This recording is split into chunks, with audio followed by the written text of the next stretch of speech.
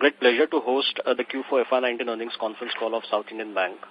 For the call, we are joined by Mr. V.G. Matthew, MD and CEO of the bank, Mr. Thomas Joseph, EVP Operations, Mr. G. Shivakumar, EVP Credit, Mr. K. N. Raghunathan, EVP Treasury, and Ms. Chitra, CFO. Now I hand over the call to Mr. Matthew, MD and CEO of South Indian Bank, for his opening remarks. Over to you, sir. Thank you. A very good morning to all, and thank you for joining us for our Q4 FY19 earnings conference call. Before getting into operational and financial numbers for the quarter, I would like to highlight that our strategy to expand retail, MSME and agri business and increase the share of other income and improve our CASA is intact. Now, let me take you through key highlights of operational and financial performance for Q4 and FY19. As on March 31, 2019, total business for the bank stands at 1,44,056 crore, an increase of around 13.3% YOY. Advances grew by 15.5% YOY to 63,636 crore rupees, with growth drivers continuing to be MSME, mortgage loans, agricultural advances, and auto loans. Retail loans grew by 33.87%, SME grew by 16.23%, and agriculture by 9.52%. There was muted growth in corporate advances at about 4.88%. These growth figures clearly indicate the focus of expanding retail, MSME and agri loans portfolio. Over the last 4 years, bank has stayed away from various stressed sectors, and on account of this, bank today has nil exposure to sectors such as aviation, telecom, EPC contractors, etc. The exposure to discoms, steel and thermal power are very limited and are of good quality. With legacy problems for the large corporate sector under control and with strong growth in the retail and MSME sectors, we are on the threshold of a period of stable and risk-controlled growth and expansion. For FY20, we are targeting advances growth of 18 to 20%, where the focus will be again in retail, MSME and agri portfolio. On the deposits front, the increase was 11.7% YOY to 80,420 crores rupees. The CASA of the bank increased to 19,467 crore, registering a growth of 13.6%.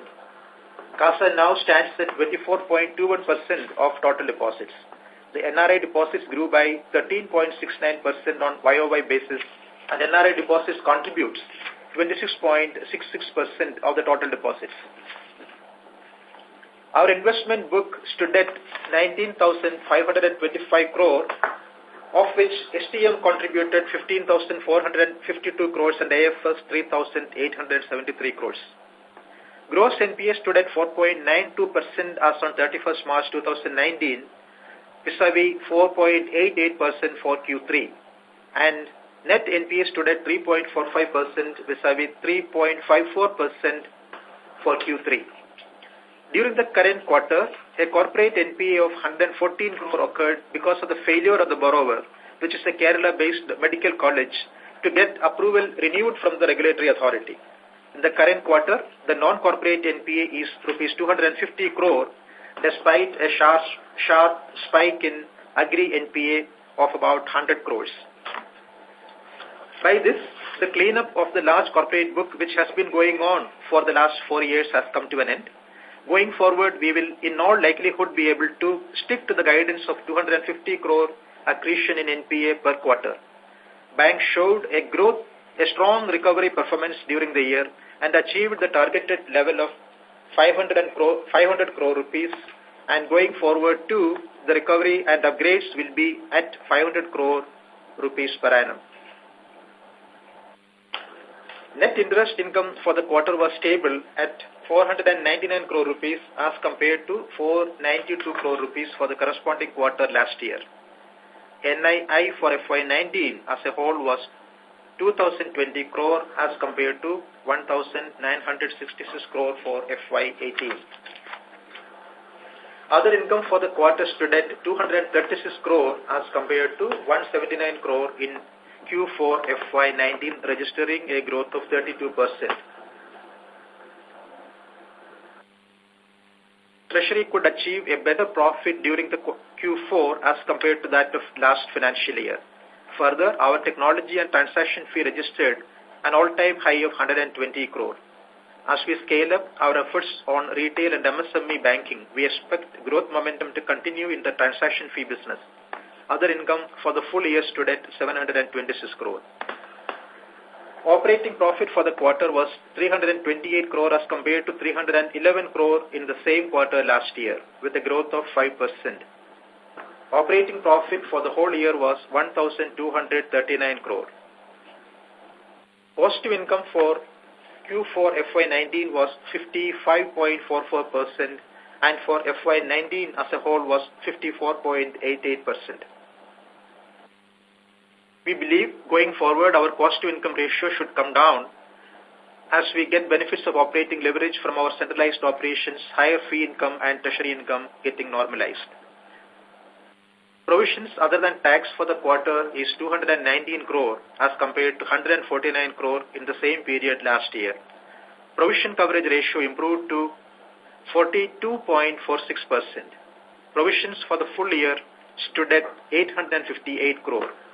Credit cost for the quarter stood at 122 basis points and for the full year it was 109 basis points, and we expect the credit cost to be in the range of 1 to 1.10% for FY20, considering the elevated provision requirements for the next few quarters. Bank's net profit for the quarter was reported at 71 crore, while for the full year it was 248 crore. The Board of Directors have recommended a final dividend of 0.25 rupees per equity share subject to approval of the shareholders at the forthcoming AGM. Our capital adequacy stands at 12.61% and the core CRAR is 9.97%. We recently raised 250 crore rupees in the form of Basel III compliant Tier 2 bonds.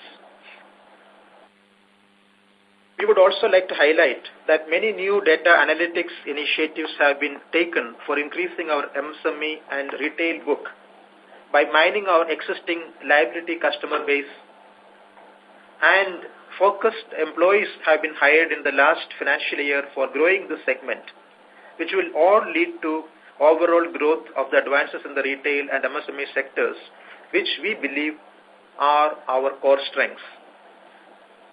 As on date, the total employee count stands at 7,822, and during the quarter, bank had opened 13 branches.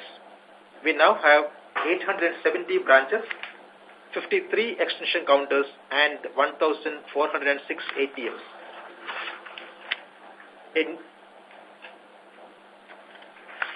9 new branches were opened in Kerala and 4 were opened in South India, ex-Kerala.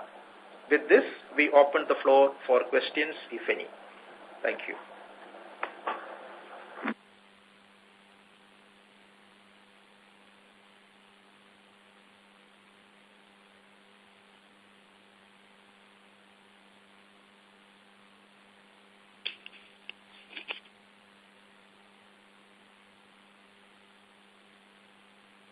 Sir, can we begin with the question and answer session? Yes. Thank you. We will now begin the question and answer session. Anyone who wishes to ask a question may please press star and 1 on your touchtone telephone. If you wish to remove yourself from the question queue, you may press star and 2. Participants are requested to use handsets while asking a question. Ladies and gentlemen, we'll wait for a moment while the question queue assembles.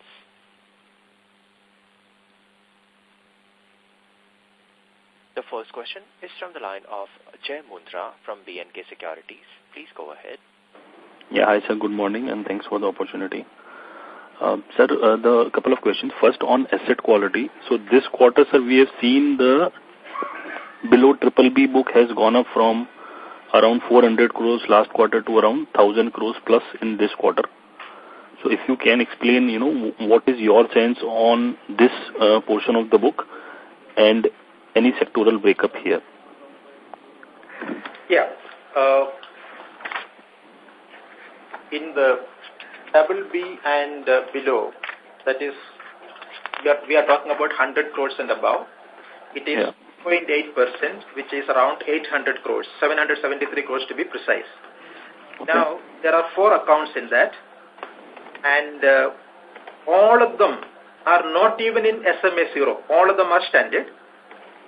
The largest among them is a multi-division company which belongs to a very strong, well-established group, and we expect, in fact, already there is another rating which is triple B, but we have taken the lower one. That is a rule, and I believe things will show remarkable improvement in the current financial year when the results are out. That's what I understand.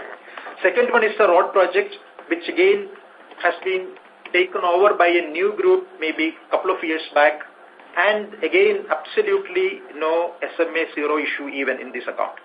The third one is an airport based in Kerala, and absolutely no concerns on that. It has been commissioned and performing very well. Last one is a hotel project or involving 2-3 hotels belonging to a very well-established and well-recognized NBFC group in Kerala, and absolutely no concerns on any of these accounts. Sure, sir. Thanks for the clarification. So these group, even though they are below triple B, you believe they should be sustaining their standard classification. Is that correct, sir? Absolutely. That is, we have been watching these accounts all along, and there is not even SMA 0 status for any of these accounts, any of these 4 accounts. Sure. And the first account that you mentioned, multi-division company, triple B, is it like conglomerate, infra to NBFC conglomerate, or? No, it is not that. It is a very well-established group and based out of Kolkata and manufacturing, and it is very strong on that front. There is no concern about it. Sure, sir. And sir, just one clarification also. Now we have seen that the number of accounts where the ticket size is more than 100 crores has come down to 300 something. So, and the total exposure is around 12,000 crores. So how does this tally? Each individual account has become less than 100 crores, right? That is the way to look at it. I will be able to give you that separately, but I can only tell you this. I have absolutely no exposure to telecom, aviation, EPC contractor in the standard asset book. Absolutely no exposure to any of these accounts, these areas. I have only one major steel exposure, which is a company which belongs to a group which had no default history in its entire existence. And that's about all. And if we are talking about road projects, we have not taken a single road projects in the last 4 years. So we have stayed away from all these things. So we believe we have a very clean portfolio coming up there. Sure, sir. And lastly, sir, if you can quantify the SMA 2, last quarter I believe it was around 1,890 crores. How has that moved? Yeah, SMA 2 has moved quite well for us.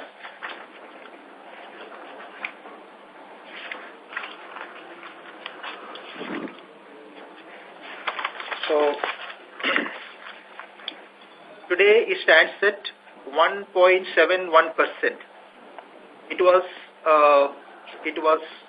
7.38% in 2016 March, 4.28% in March 2017, and 2.20% in March 2018. Today it stands at 1.71%. 1.17. 1.71%. Sure, sir, sure. Okay, thank you, sir. I will come back. Fine. Thanks. Thank you. The next question is from the line of Chandra Govind from Ashmore Investment Advisors. Please go ahead.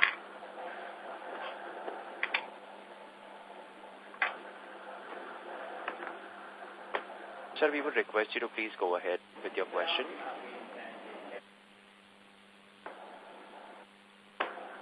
Mr. Govind? Hello. Yes, sir. Please go ahead with your question. So my question was regarding the yield on advances. So when I compare last year MCLR rate and this year MCLR rate, there was almost an increase of 45 bips. But when I look at the yield on advances, there was no improvement over the year. So how one should look at this? Yeah, that's a very important point. Of course, there are two aspects to it. One side is that the MCLR does not get fully repriced. All the changes don't get repriced immediately. That is one part of it. But there should have been slightly better, transmission of that during this period. But it has not happened for one primary reason, that is where the accounts are having significant amount of collateral security and a very good rating, which is the case with a lot of our accounts. We are not able to charge the kind of increase in the MCLR fully. We may have to compromise. So a part of it will be charged, a part will not be fully charged because in the spread portion it may come down. That is one side. Secondly, the growth is coming more on the MSM, the retail side of it. As you know, it is growing at 34% and that is 29% of the book. While the rest of it, is growing at a much smaller level. So these are the two things that would definitely impact that. Okay, in that case, the NIM for the current quarter was 2.46, so there should be no improvement in that case. So we are working on improvement for various things. For example, today we are in a position to talk about not having to write down interest on account of NPA. This has been a problem which we have been facing almost every quarter for the last 4 years. Some unexpected large NPAs would happen and significant interest write down happens. That part is finished. That is one part of the story. That is the most important one, I would say. Secondly, we are really working very hard on the CASA side. The improvement has to happen. Thirdly, what we are trying to do, one more side that we have not talked about is what is happening on the liability side. We have been managing the gap between deposits and advances using purchase liabilities. Now, the purchase liabilities used to be comfortable because we were able to get it at cost sometimes lower than the retail deposits even. That was a trend until substantial part of until last year and even part of this year. Today the position is that, or at least the last 6 months the position is that the cost would have increased by almost 40 to 50 basis points on the purchase liabilities. That also has impacted. So all these things will get corrected and addressed differently as we go forward. That is what we are trying to do. We are focusing on the retail deposits. If the liquidity position improves in the market and again the pricing comes back on the liability side on the purchase liabilities, that is fine with us. Otherwise, we need to really ensure that the purchase liabilities are limited as much as possible. So we are working on all these things simultaneously. Plus, we are in a position to now look at credit at a slightly lesser level of collateral, etc. Because the entire centralization of credit processing is completely over today. Right from agri to MSME to retail to corporate, everything is on centralized platform, and therefore today we have the highest level of control and comfort on onboarding, and therefore we can take assets which are not carrying the level of collateral that we used to insist on earlier. So these are all things which are going to help us in improving the NIM. Okay.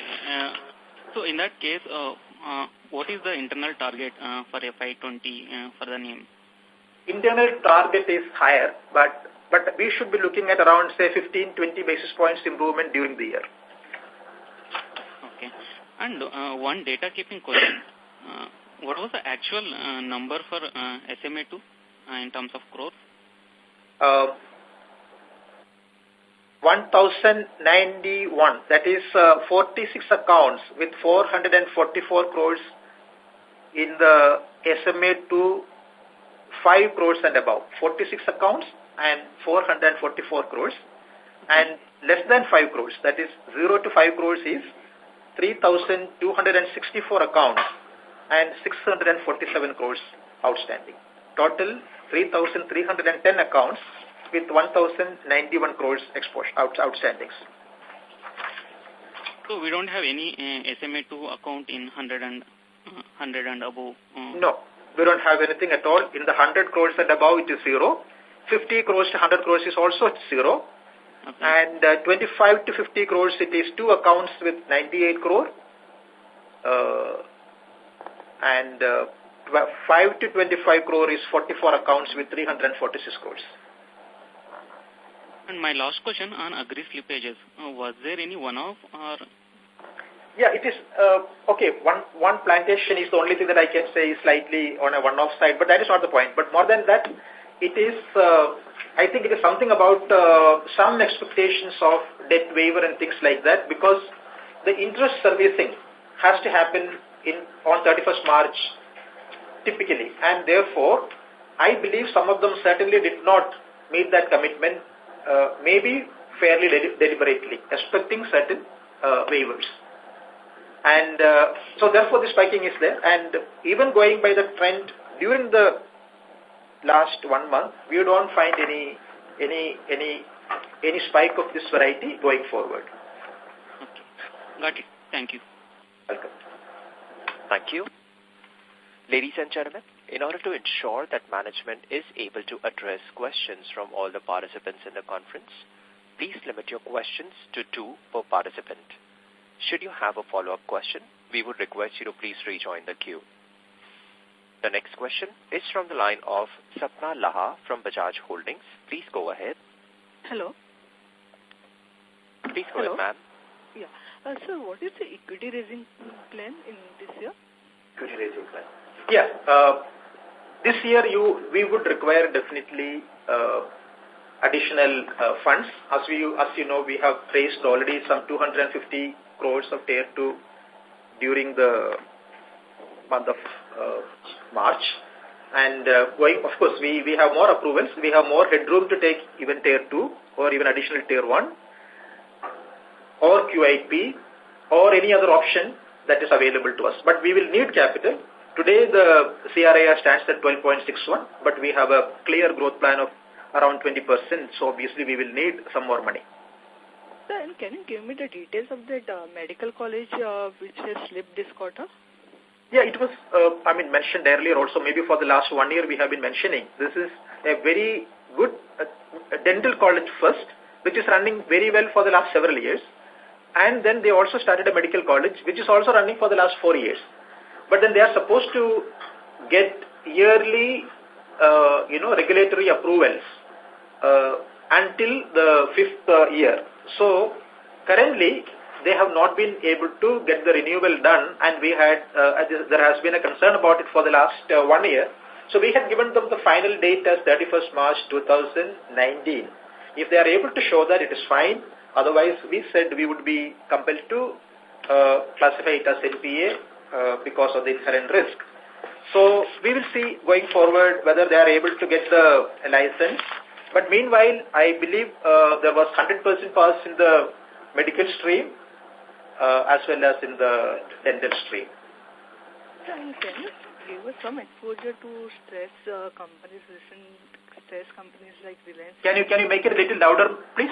Sir, can you quantify some of this exposure to stress companies like Reliance, ADAG Group or something like that? We have no exposure. No exposure to Reliance? No.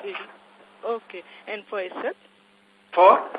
SL no. Group? No. Okay, sir. Thank you. That's it from my side. Thank you. Thank you. The next question is from the line of Sandeep Jain from Birla Sun Life Insurance. Please go ahead. Yeah, thanks for taking question. Just continuing on the last question, on that medical group, how much we have exposure?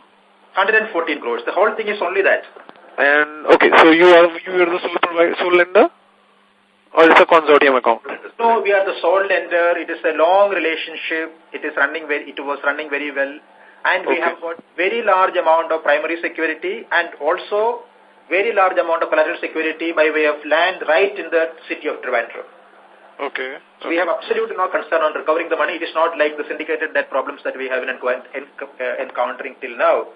And they are also looking at various solutions. Yeah. So if I remove the 114 odd crores from your gross addition this quarter, so it's somewhere around 254 odd crores. In that, you are saying that the agri slippages is there somewhere around at what much? 100 crores. How much? 100 crores. So it remains somewhere around 150 odd crores, right? But you are giving guidance for the next quarters or next 4 quarters, the quarterly guidance of slippages of somewhere around 250 odd crores, right?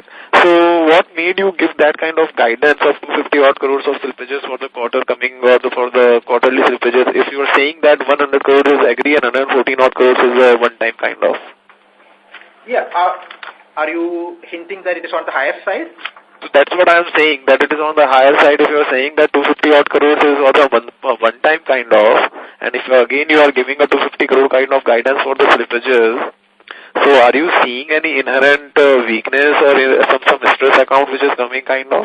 No, we are not seeing any inherent weakness. We are not seeing any major one-off or any of those things. But I think this is the indication that we had given earlier. We will see. Let us see what happens in the Q1, Q2, Q3. We would rather at the moment stick to 250 crores maximum slippage and a 500 crore minimum upgrade and recovery. And from where this upgrade and recovery will come? Any lumpy account kind of thing? So we have, now unlike earlier, now the kind of NPAs now which are coming up, whether it is an agri or MSME or in the mid-corporate, they are all recoverable. Unlike syndicated debt or things like EPC contractors where we are not able to recover anything. Here it is not like that. And a lot of them are sole banking situation, and we are pretty sure about how to go about it, and a lot of work is going on. That is why we have been able to show the same. We had a target of 500 crores and we have achieved that. And the same thing will be happening going forward too. Okay, thanks. Thank you. The next question is from the line of Haresh Kapoor from IIFL. Please go ahead. Hi sir, so just 2 questions. One is, if I just look at the average SME loan per account, that has gone up like 20% Q1Q. So, what's really happening there? Is it that, we are actually taking more exposure to the same person because they are in stress, or just because we want to become sole lender, or no one else is financing them? What is happening there? Yeah. Is it about the ticket size? Yeah, okay. It's on slide 12. So on slide 12, if you can just tell me. Yeah, that's fine. It was not very clear. That is why, there was some breaking the voice. Okay. So basically what we are saying is, our desire is to do MSME advances of slightly higher nature, higher value. Obviously, that's the way we are looking at it, definitely. And the average ticket size is certainly not on the higher side. We would like to see a reasonable improvement in the ticket size also. Of course, today what is happening is a large number of business loans are also getting sanctioned. That is less than 2 crore kind of loans. That is also getting sanctioned. But then we are also looking at, MSME loans which are maybe in the range of 10 to 15 crores if it is well collateralized, if it is a non-group, it's already dealing with us in deposit base. So we have no problem in entertaining those cases very well.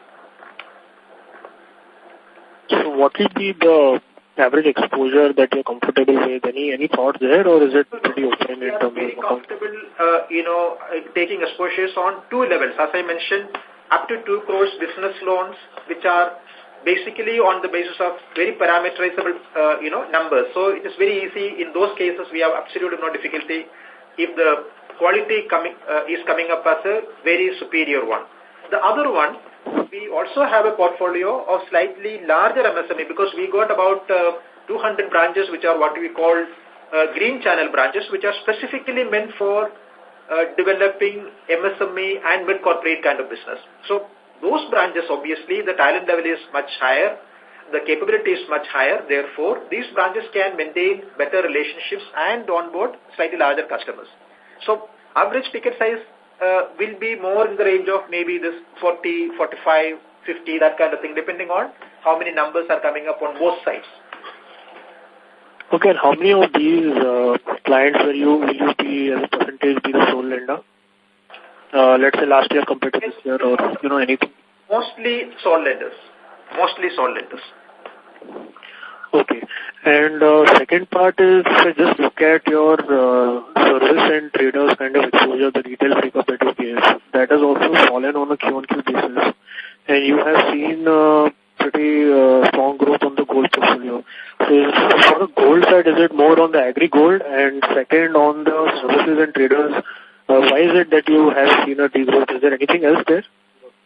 No, on the gold side, we are on, our around 16 to 17% is of the portfolio is collateralized with gold, that is when agri and MSME put together. If you look at it, around 17%, if I remember correctly, that is collateralized with gold.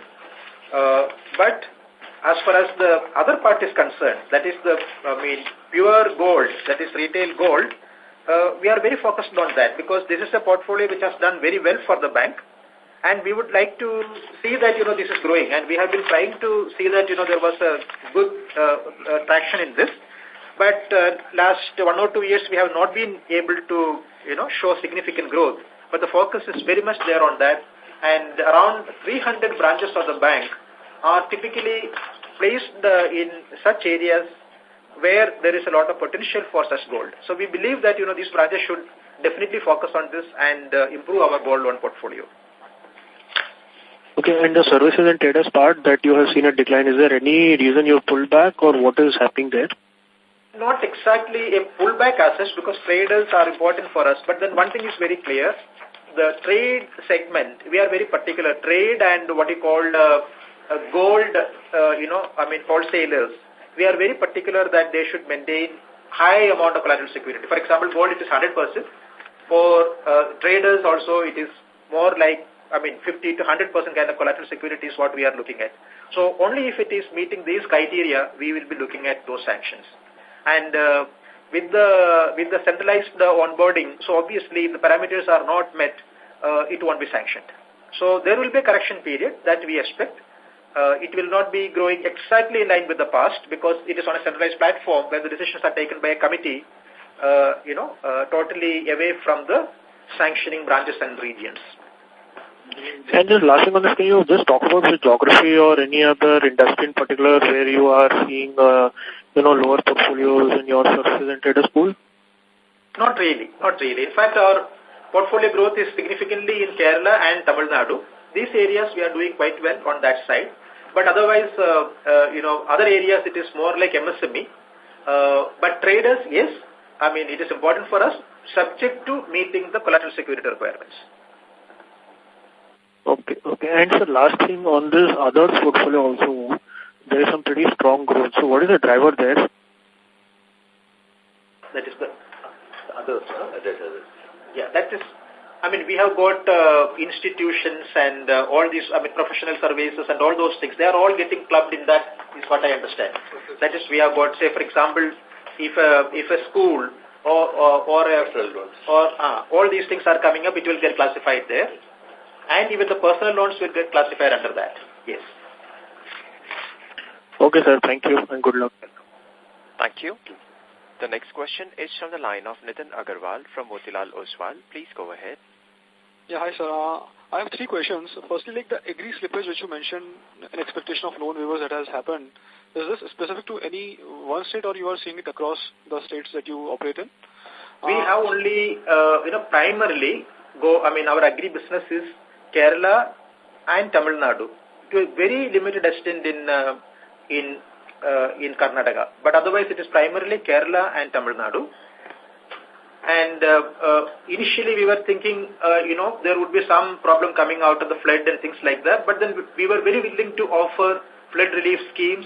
The schemes were made available to whoever was willing to take that. In fact, we had made a very special drive for that.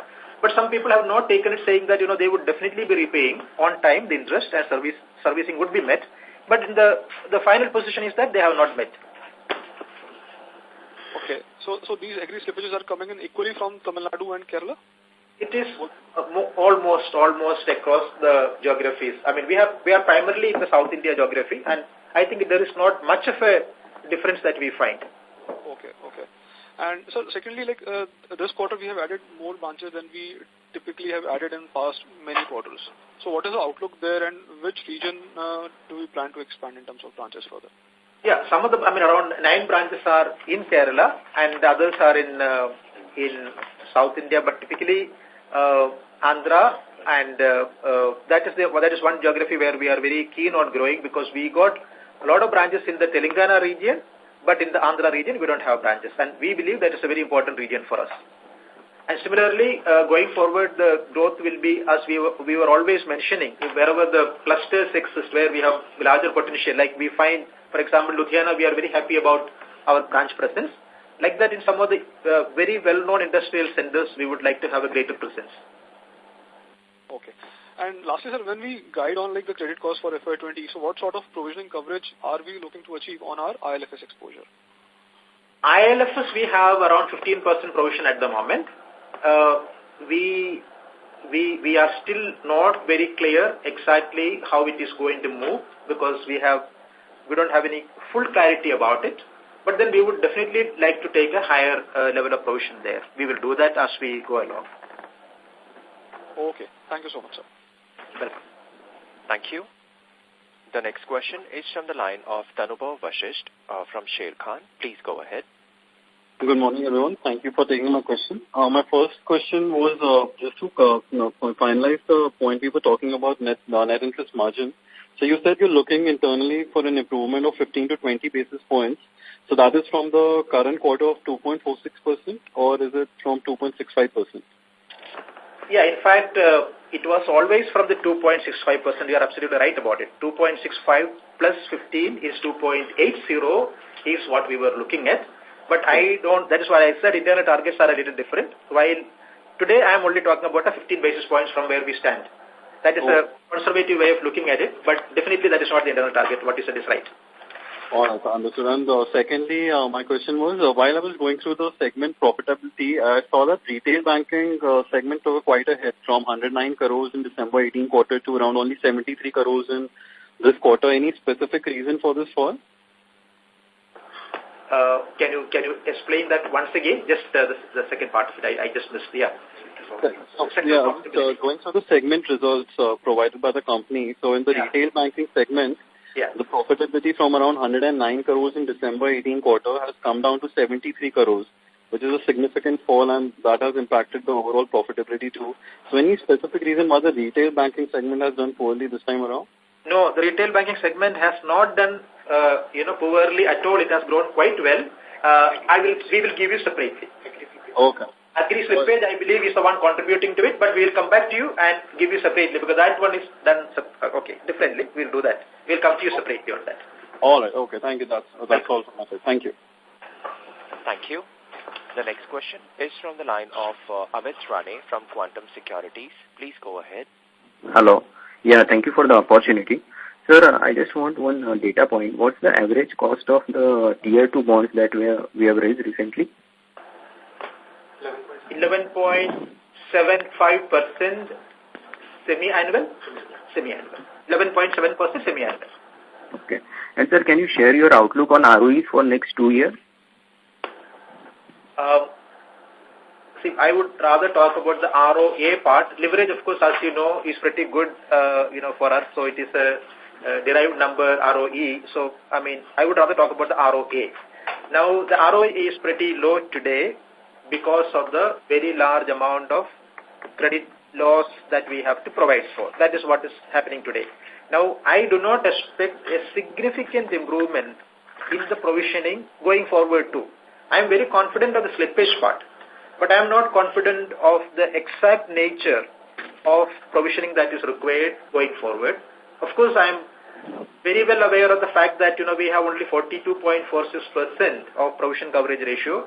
We should move to at least 60% plus at the earliest. So obviously, that is the reason why we have been talking about, credit provisioning of something like 200 crores every quarter.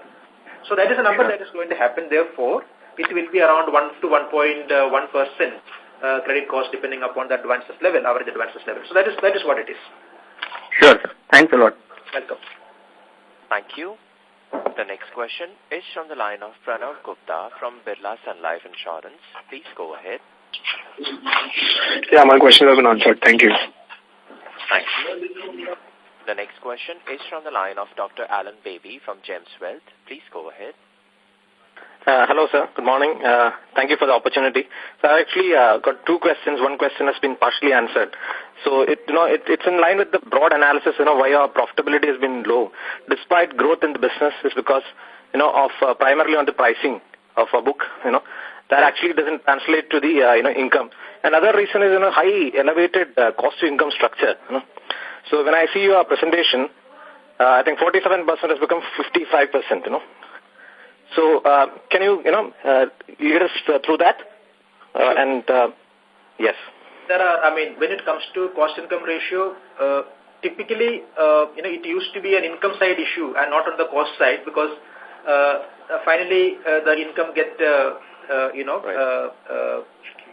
get affected by the treasury performance. This is what happens typically. Like, unfortunately, last 1 year, if you look at it, barring this quarter, we have not been able to do very well on the treasury side because of the relatively flat market position. So that alone will take care of the cost income ratio. That 47% to 54% is substantially because of that.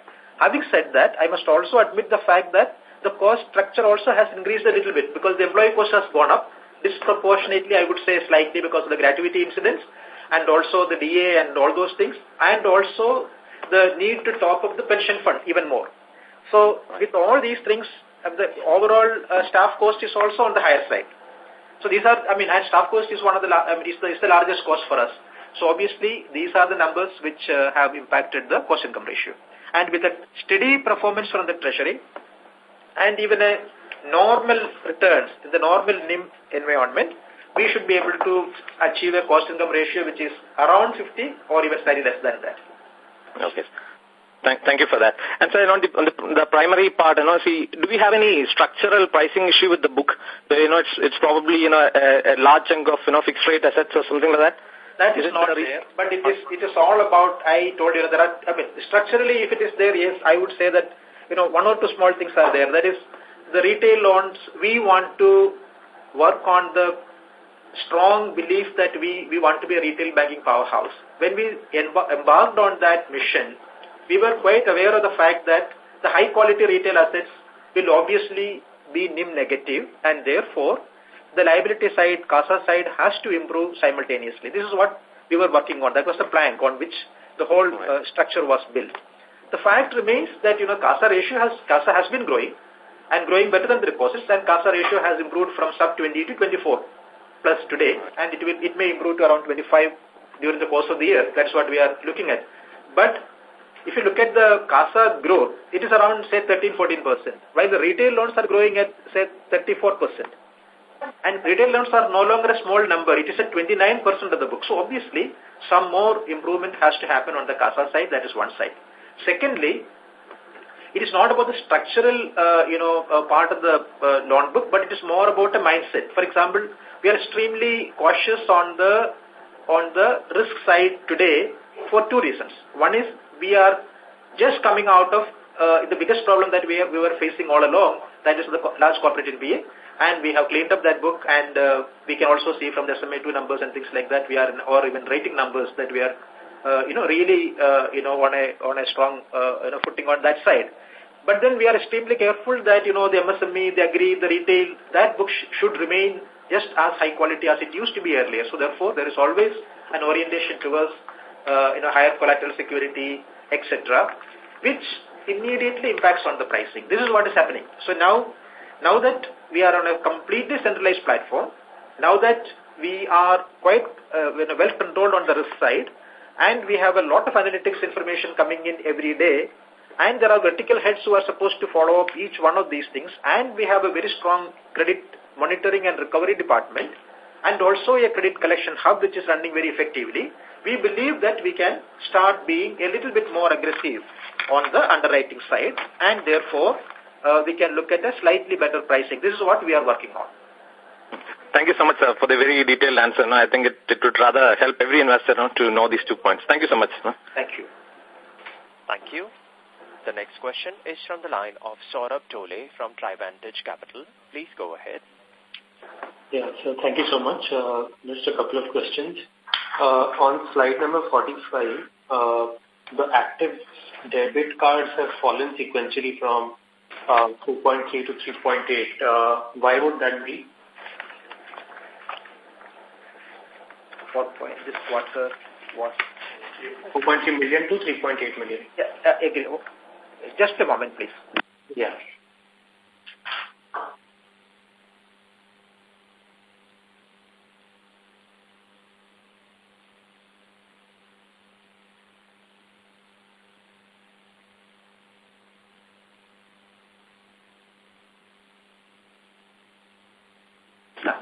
See, this year, at the end of the year, we have been doing a lot of replacement of old magnetic cards to EMV chip cards.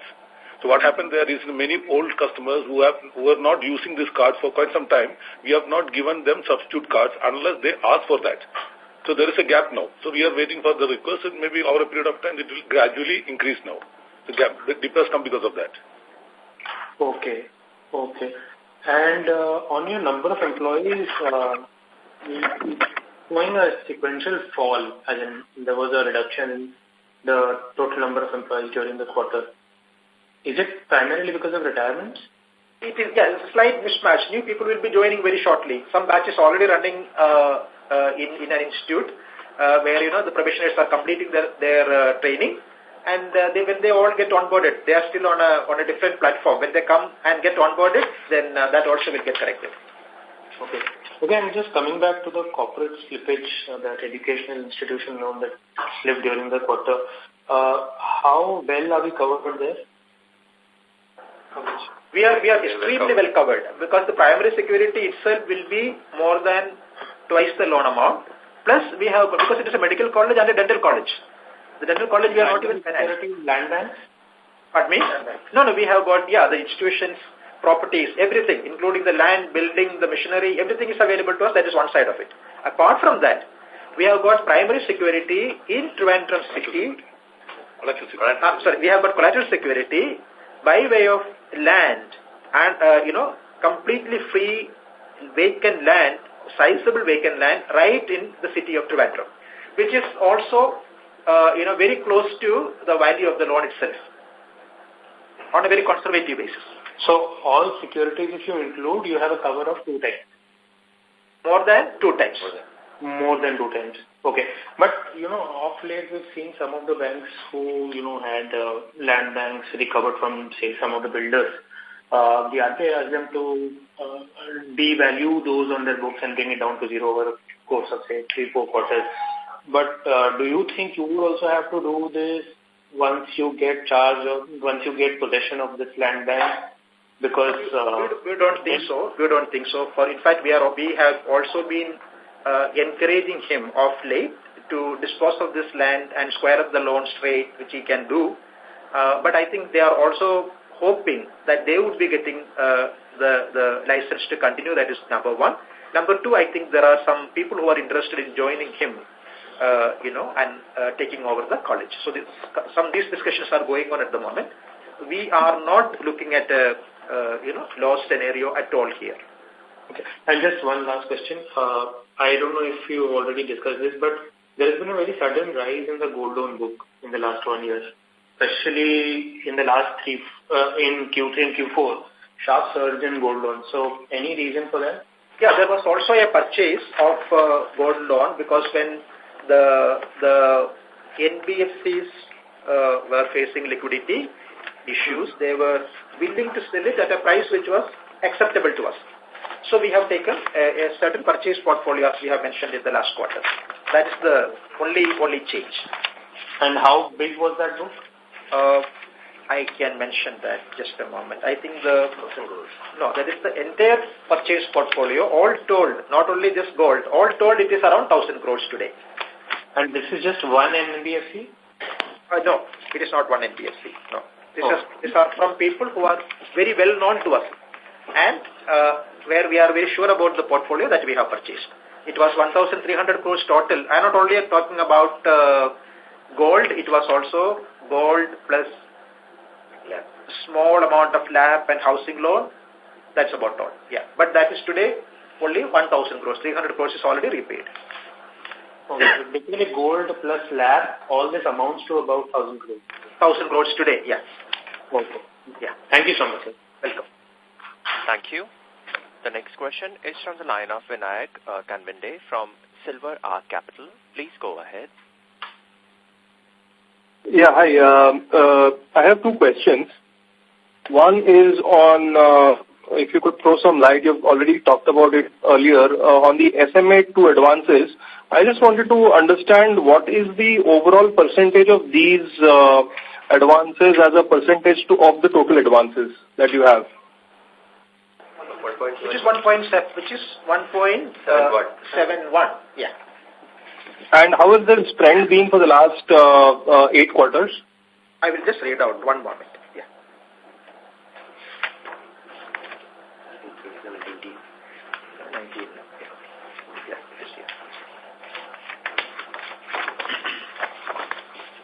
Yeah, our SMA2 portfolio was 5.95% on 31/3/2015. It was 7.38% in March 2016. It became 4.28% in March 17 and became 2.20% in March 18, and now it has come down to 1.71%. And as a breakup, this largely pertains now to which segment? Is it all MSME predominantly or agri predominantly? Let me see if I have a breakup. It is one thing I can tell you is, I can give you one breakup that is above 100 crores. For example, the large corporate loans, it is 0. 50 to 100 crores also it is 0. 25 to 50 crores, there are only 2 accounts with a balance of 98 crores. 5 to 25 crores, which is what you call the typical, MSME plus the mid-corporate. Right. That is, there are only 44 accounts with a balance of 346 crores. Now, less than 5 crores. That is where, the larger distributed numbers are coming. That is 3,264 accounts covering 647 crores. Okay. Okay, that answers. One more follow-up question with respect to, you touched upon this a while earlier in terms of return on assets. If you look at the trend of return on assets from 2017, which was the strongest at around 0.7, now this quarter we are down to about 0.3 plus, between 0.3 and 0.4. On an yearly basis, we are in the range of 0.43, 0.45%. How long would it be before you reach respectable numbers of 0.75 to anywhere close to 1% on the return on assets? Yeah, it all depends only on one number. As far as operating profit is concerned, it will consistently improve. We have no doubt about it. And, that has been the trend, barring this year when the treasury contribution came down significantly. But we believe it is a one-off kind of a situation. Treasury also will come back to a normal contribution of around 250 crores to the annual balance sheet. This has been the case earlier, and it will come back to that. Once it does, as far as operating profit is concerned, there will be a decent growth at all times. What we are not able to help is the provisioning part. So provisioning is coming to, there was a time when the provision was, total loan loss provision used to be just about, 100 crores, 120 crores. Even in 2011-12, that was a position. Today we are talking about 1,000 crores. And that is where the difference is coming. So if you, just assume that this heavy provisioning has to continue for a few more quarters until the provision coverage ratio improves to something like 60%, then the ROA is a given. It will just start improving. Even today, if you remove the provision, automatically the ROA improves. Right. But then it's a chicken and egg because the provisions just keep happening. So my question is, therefore, are we above the hump in terms of, having the provisions? Because your run rate continues to maintain in the 250 is what you're guiding for, right? The provisions for FY20 as well. That is, we are talking about the NPA. That is, NPAs will come in even at 250, and with the kind of recoveries which are coming in, we are talking about a 500 crore NPA accretion in a year, while it was much more than 1,000 crores every year in the past. We are talking about 1,600 crores in 2016, 1,700 crores in 2017, 1,800 crores in 2018. This is the kind of number that has been coming in. It will all go down now going forward. So the profit part is over. So therefore, the recognition is over. Now what is not over is about the provisioning part. So that will have to continue for a very short period. Now that anyway we have almost reached the end of it. Okay. Okay, just one last question if I may squeeze. On the slide 21, this is just maybe a housekeeping question. You have less than 5 crores to more than 100 crores breakup given on number and value. The average on each category comes much lower than the advances number. So does that imply that most of these are 2 or 3 or 4 year vintages, which therefore are skewing the average number? Is that a fair thing to say? Please give us a moment, just a moment. Yeah.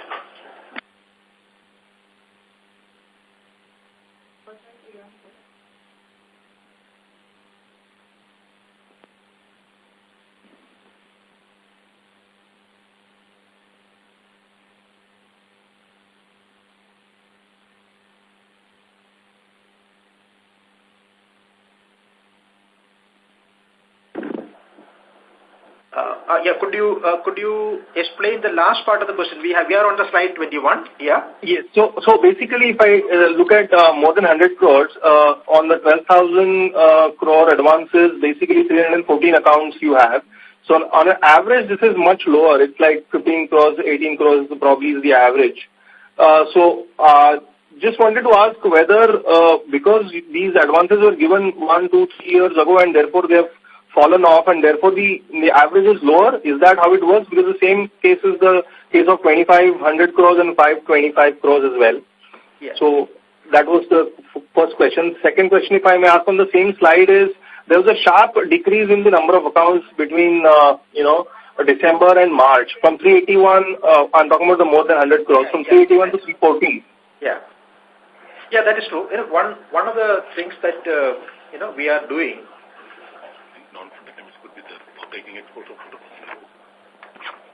What we are doing is, the only portfolio which has been giving us some trouble seriously was the 100 crores and above portfolio. There has been a very sustained effort at bringing down the individual exposures. Now, right. I am not exactly saying that, this is the average ticket size is exactly correct. That I will not comment on that at the moment. All what I can tell you is the top accounts, if you see there, we had exposures as big as 300, 400 crores in certain cases, or slightly more than that in some cases, where we have been able to bring it down to more than 50% of that, or maybe closer to 150 crores today. So there is a sustained effort that has been going on in terms of reducing the exposure in these accounts. That is there. That is going on very regularly, and that is also helping us quite a lot. And the more important thing is, what you can see is that over the last year, and also if you take several years back also, this portfolio has not been growing significantly. In fact, actually, there are repayments coming in. We are just about filling in that portion, maybe diversifying into another account in the same sector, that kind of thing. But otherwise, we are not giving money to the same people quite a lot. That's what we have been trying to do in that sector. Number-wise, we will once again check and tell you the exact position. Sure. Yeah, thanks. No more questions. Thank you. The next question is from the line of Tushar Sarda from Athena Investments. Please go ahead. Yeah, thank you for the opportunity. And my apologies in advance for some of the comments and questions that I'm going to make. It's more, my frustration on misplaced faith in the management and assessment of the management performance. You've been talking of your performance. Now, the first thing is your pre-provision operating profit has fallen from 1,480 crore to 1,240 crore this year, which is, irrespective of NPA, 250 crore fall is quite a lot. You have the lowest ROA in spite of no real NPA problems now. Okay, and therefore you're not talking of ROA target. 2 years ago, you had said that you will do 1% plus ROA.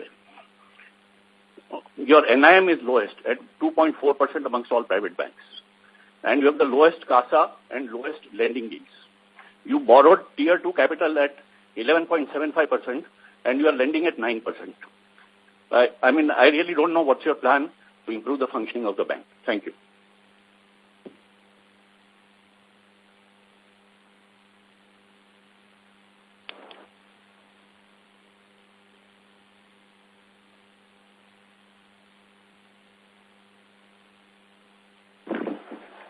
So to come to the first point, that is operating profit. Operating profit between the 2 years, the difference is 242 crores precisely. Now, the explanation is Treasury, which had 180 crores last year, has contributed 120 crores this year. There is a decline of 60 crores. We had a sell-off of priority sector lending loans, that is about 89 crores income we could get last year. We were definitely looking at, we have even now priority sector loans to sell, but the market is not available for that. Therefore, it has come down to 32 crores. There is a decline of 57 crores in that. Other one-offs were around 86 crores last year. This year, it is only 25 crores. There is a difference of 61 crores. So on the income side, there is a decline of 178 crores. And on the staff cost, there is an increase of 108 crores around, some of which is, as I mentioned some time back, slightly on the higher side, and because of the incidence of higher gratuity, filling up of some of the pension funds because of the interest rate difference. So the total divergence can be easily explained by these two numbers. Now, on each one of them, we are seeing an improvement and we are working on it. Treasury this year is definitely expected to do much better than last year because the interest rate scenario is definitely more positive for Treasury part of it. Priority sector lending certificate is an opportunity available. I mean, we are ready for that, but then it all depends on the market. We are not sure about it. But instead of that, at least on the income side, we are expecting significant gains to come from the insurance, for which we have done many tie-ups, and all those things are giving a better traction on the ground. We have done that in the last 1 year, and there is definitely improvement on the life side. It is giving us improvement there. Our technology and other technology-based products are giving us higher income that we have mentioned. And similarly, we are also expecting some interest on the IT refunds during this year. As far as the staff cost is concerned, we believe, this kind of one-offs are not coming in. Therefore, we believe that the operating profit will continue to increase in a normal manner. That is the first part of it. Now, the second part, as far as the ROA is concerned. Hello. Yeah. Can I interrupt here? Yeah, please. None of the other banks have seen a fall in operating profit. Yours is the only bank which has seen a 20% fall in operating profit, and you're trying to justify it with all these reasons. No, we are giving you the explanation of what happened. There are, you can give explanation, but the fact is, I have figures of all the banks in front of me, and nowhere I have seen a 20% fall in pre-provision operating profit. We're not even talking of the NPAs or the provisioning part. So at the operating level itself, the performance is down by 20%, which is, really difficult to justify, whatever means you want to say. So we are mentioning... And this is in spite of the growth in the balance sheet, Your balance sheet has grown from deposits have grown from 72,000 crore to 80,000 crore. In spite of that, the PPOP has fallen by 20%. Yeah, that's what I mentioned. The PPOP has been impacted only by certain things which are one-off related to this year, and we do not... Yeah, but sir, you have to appreciate that 20% is a huge fall, It's not even flat. It's actually a degrowth. Correct. We appreciate that. That is one of the reasons why we mentioned that at the outset itself. It is there, and we are also explaining why it is so, and why we are expecting that the position will improve going forward.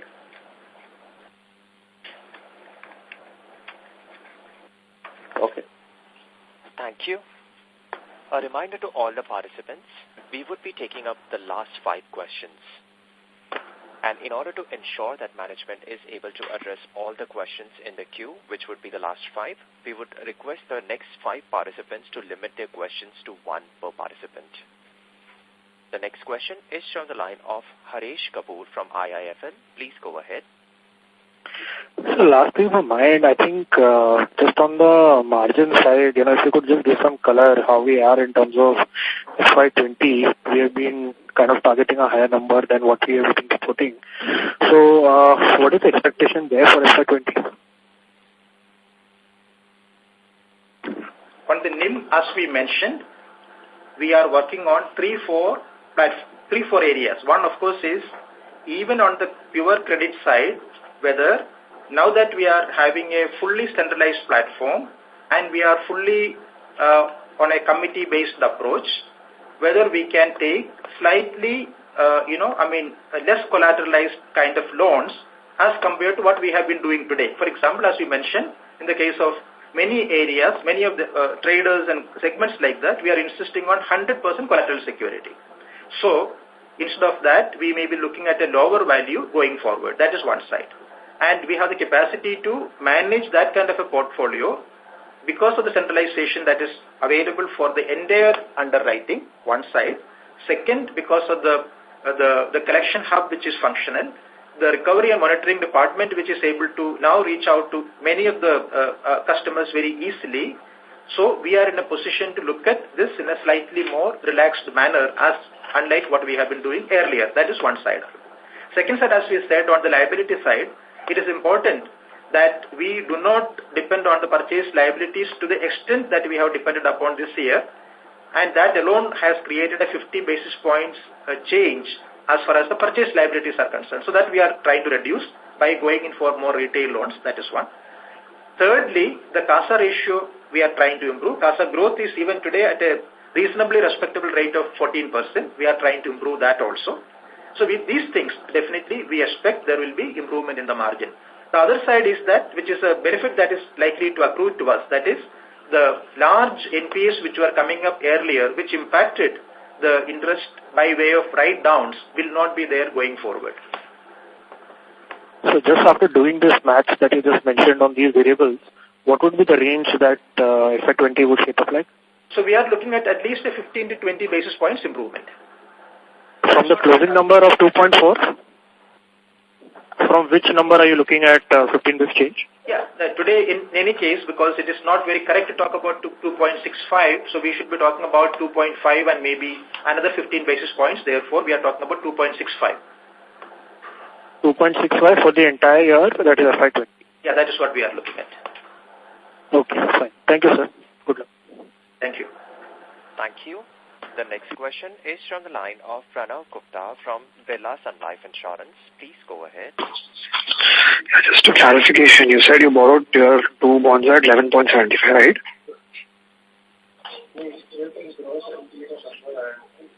Hello?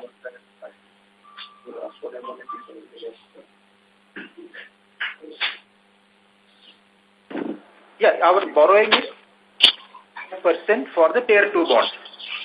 At Tier 2 at 11.75 semi-annually. Correct. Yeah. Right. Yeah, thank you. It is Tier 2 bonds, basically compliant Tier 2 bonds, not for funding the liabilities. Okay, it is basically for shoring up capital. Yeah, capital, right. All right. Yeah. Thank you. I hope your question is answered, Mr. Gupta. Yeah. Thank you. The next question is from the line of C.G. Philip from Axis Securities. Please go ahead. Yeah, good morning, sir. I had this question on the kind of retail loan book growth that we could see in the next couple of years, and it will be driven by which particular segments? Yeah, the retail growth will continue to be more than 30%. Retail will grow at more than 30%. Pure retail, which is 29% of the book today, it will grow at more than 30%. MSME will grow at around 20%, and Agri will go at around 15 to 20%. Because the last to centralize was Agri, and therefore we are expecting there will be some more lag before the full swing comes in. So the targeted growth rate otherwise is around 20%. So Agri, which is around 14% of the book, will grow at around 15 to 20%. And the mid-corporate, that is 25 to 100 crores, that also will grow at around 20%. While the top, syndicated debt, etc., there may not be any growth at all. In fact, there could be repayments. Okay, thank you, sir. Thank you. Thank you. The next question is from the line of Sneha Ganantra from Shubhkam Ventures. Please go ahead. On the outstanding security receipt and how much provision we have provided as of now, or any further provision we need to provide?